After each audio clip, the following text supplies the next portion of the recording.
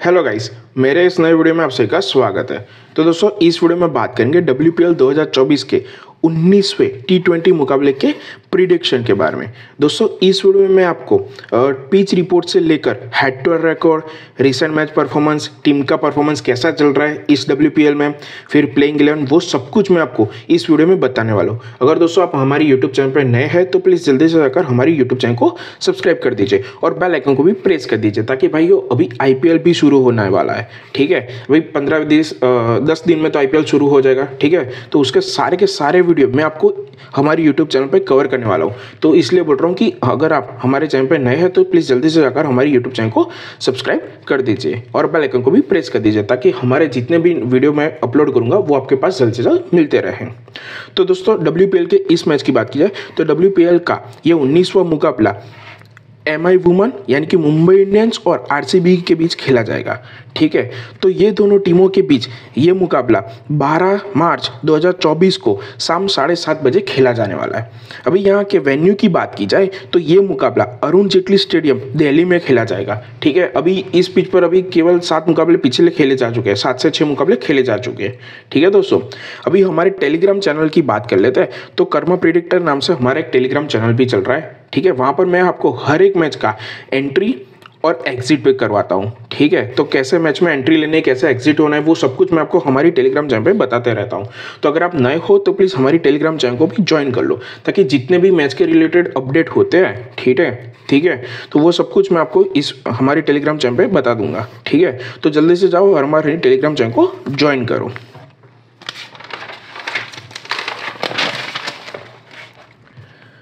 अभी हम बात करते हैं पिच रिपोर्ट के बारे में। तो दोस्तों, आपको पता ही है कि ये मैच खेला जाएगा अरुण जेटली स्टेडियम पे। ठीक है, तो यहाँ पर अब तक टोटल 6 मुकाबले खेले जा चुके हैं WPL के।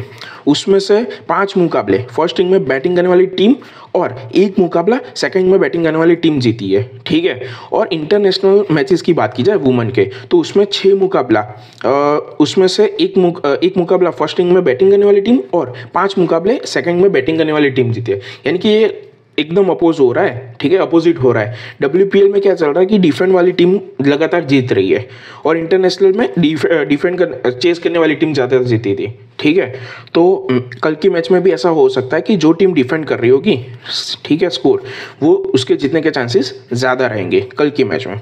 इस पिच पर फर्स्ट इनिंग के एवरेज स्कोर की बात की जाए तो वो 176 का है और सेकंड इनिंग के एवरेज स्कोर की बात की जाए तो वो 161 का है। हाईएस्ट स्कोर की बात की जाए तो वो 195 का है।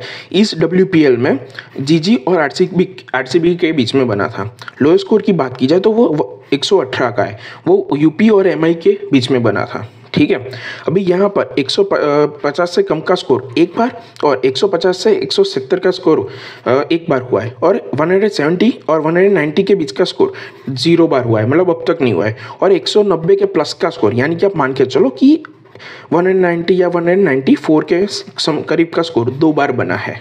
ठीक है, अभी यहाँ पर लास्ट 6 मुकाबले में विनिंग के चांसेस की बात की जाए तो उसमें से फर्स्ट इनिंग में बैटिंग करने वाली टीम के जीतने के चांसेस 67% थे और फर्स्ट इनिंग में बॉलिंग करने वाली टीम के जीतने के चांसेस 33% है। यानी कि इस पिच पर डिफेंड वाली टीम ज़्यादातर जीत रही है। ठीक है दोस्तों, तो कल के मैच में भी ये हो सकता है, ध्यान रखना। या इस मुकाबले की बात की जाए, यानी कि WPL वाले मुकाबले में ये पिच लगातार हाई स्कोरिंग पिच बनती जा रही है। मतलब जैसे जैसे तगड़ी टीम इस पिच पर परफॉर्म करी है तो बैट्समैन इस पिच पर बहुत अच्छा खासा स्कोर बना रहे हैं। ठीक है, तो यानी कि ये पिच बैटिंग फ्रेंडली भी आप कह सकते हो। ठीक है, तो कल के मुकाबले में भी MI और RCB के बीच में आपको 170 के प्लस का स्कोर भी बनता हुआ दिखाई दे सकता है। अभी हम बात करते हैं यहाँ पर पेसर्स और स्पिनर को कैसे कैसी मदद मिलती है उसके बारे में। तो अभी इस ग्राउंड पर पेसर्स की बात की जाए तो भाई पेसर्स को इस पिच पर फर्स्ट और सेकंड दोनों इनिंग में अच्छी खासी मदद मिलती है। ठीक है, लेकिन इस पिच पर पेसर्स और स्पिनर के विकेट लेने के चांसेस इक्वली दिखाई दे रहे हैं। मतलब आप मान के चलो कि इस मैच में फर्स्ट इनिंग में पेसर्स को ज़्यादा मदद मिल गई तो अगले मुकाबले में फर्स्ट इनिंग में स्पिनर को ज़्यादा मदद मिलती है। लेकिन हाँ, मैं एक बात क्लियर करना चाहता हूँ, इस पिच पर पेसर्स को विकेट मिलने के चांसेस 47% के अराउंड मिल सकते हैं। मतलब आप मान के चलो कि 50% कह सकते हो कि दोनों इनिंग में पेसर्स विकेट ले जा सकते हैं।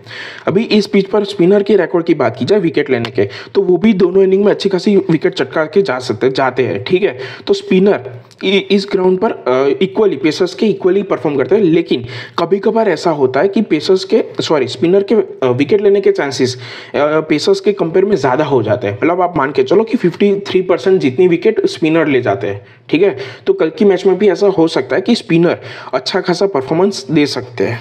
ध्यान रखना, जो भी ड्रीम 11 टीम बनाते हो तो वो बंदे ध्यान रखना कि पेसर्स थोड़ा कम ट्राई करना कल की मैच में। लेकिन हाँ, आप कल की मैच में स्पिनर को ज़्यादा ट्राई कर सकते हो, स्पेशली ड्रीम 11 वाले जो भी बंदे होते हैं उसके लिए बोल रहा हूँ। ठीक है, अभी पेसर्स और स्पिनर के रिकॉर्ड की बात की जाए तो इस ग्राउंड पर WPL के दौरान उनके रिकॉर्ड में पेसर्स ने इस ग्राउंड पर 53 विकेट गिराई है। मतलब उसके विकेट गिराने के चांसेस 47% के अराउंड है। स्पिनर ने इस ग्राउंड पर 59 जितनी विकेट गिराई है, यानी कि 53% उनके विकेट लेने के चांसेस दिखाई दे रहे हैं। यानी कि आप मान के चलो भाई दोनों इक्वल ही है। ठीक है, मतलब आप पेसर्स और स्पिनर कल की मैच में विकेट गिरा सकते हैं। ठीक है, ध्यान रखना। अभी हम बात करते हैं रिसेंट मैच के बारे में, इस ग्राउंड पर जितने भी रिसेंट मैच खेले गए उसके बारे में। तो जो लास्ट मुकाबला खेला गया था 5 मार्च को दिल्ली और MI के बीच में, उसमें दिल्ली ने 192 का स्कोर बनाया था और MI ने चेस करते हुए 163 का स्कोर बनाया था। ये स्कोर डिफेंड हुआ था और इसी विन कर गई थी। दूसरे मुकाबले की बात की जाए तो 6 मार्च 2024 में जीजी ने इस पिच पर 199 का स्कोर बनाया था और RCB ने 180 का स्कोर बनाया था। ये स्कोर भी डिफेंड हुआ था और जीजी जीत गई थी। 8 मार्च को MI ने इस पिच पर 160 का स्कोर बनाया था और यूपी ने उसको चेस करते हुए 180 का स्कोर बनाया था, 118 का, यानी कि 118 का स्कोर बना था। ये स्कोर डिफेंड हुआ था और MI ये मुकाबला विन कर गई थी। ये 7 मार्च को मुकाबला खेला गया था। ठीक है, ये 8 मार्च के मुकाबले की बात की जाए तो उसमें यूपी ने इस पिच पर 138 का स्कोर बनाया था। ठीक है, और DC ने चेस करते हुए 137 का मुकाबला बनाया था। इसमें लास्ट 2 ओवर में 5 से 6 विकेट मिली थी यूपी को। ठीक है, ये मुकाबला भी डिफेंड हुआ था, यूपी जीत गई थी। 9 मार्च की बात की जाए तो उसमें जीजी ने 190 का स्कोर बनाया था और MI ने चेस करते हुए 191 का स्कोर बनाया था, केवल 3 विकेट चटकाकर। ठीक है, हरप्रीत कौर ने इस पिच पर 91 या 95 के करीब स्कोर बनाया था। यह मुकाबला चेस हुआ था और MI विन कर गई थी। 10 मार्च की बात की जाए तो भाई उसमें DC ने इस पिच पर 181 का स्कोर बनाया था और RCB ने 180 का स्कोर बनाया था। लास्ट बॉल में विकेट आई गई थी रन आउट में। ठीक है, वरना ये मुकाबला टाई होने वाला था। ये मुकाबला भी डिफेंड हुआ था, यानी कि DC जीत गई थी। तो आप देख सकते हो दोस्तों कि इस पिच पर हाई स्कोरिंग पिच, मतलब हाई स्कोर हो रहा है। ठीक है, और डिफेंड वाली टीम ज़्यादातर जीत रही है। तो कल के मैच में भी ऐसा हो सकता है, ध्यान रखना।